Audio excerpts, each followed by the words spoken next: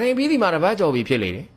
ယခုမောင်ဘိုးထင်ဟာဦးအောင်ပေါက်ပြီးတဲ့ PRC အစွမ်းကြောင့်ဒုက္ခပေးနေပြီဖြစ်တော့တယ်တခြားမြည်သည့်စိတ်မှမရှိဖိုးထွေးကိုနိုင်ချင်းသာလှုပ်လိုက်ရသည့်ကိစ္စကအခုမောင်ဘိုးထင်အတော်ကိုဒုက္ခများနေရပြီတကယ်ချင်းများနေလောက်စလုံးလိမ့်နေချင်းကညာပြိုလေးများရောက်လာပြီးတော့မောင်လေးဘိုးထင်မမတို့ထင်းခွေသွားမှလိုက်ခဲ့ပါဦးအော်မလိုက်ချင်ဘူးညာကျုပ်ကစားနေ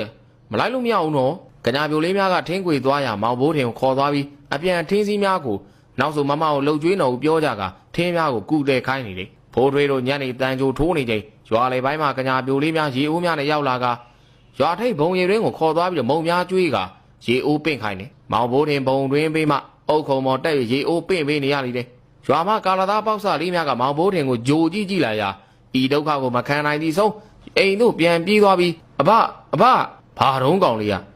ကျုပ်ကိုထိုးပေးရစီပြန်ဖြတ်ပြီးတော့ဗျာမစွမ်းလို့လားဟာစွမ်းတယ်ဗျစွမ်းအစွမ်းလုံနေလို့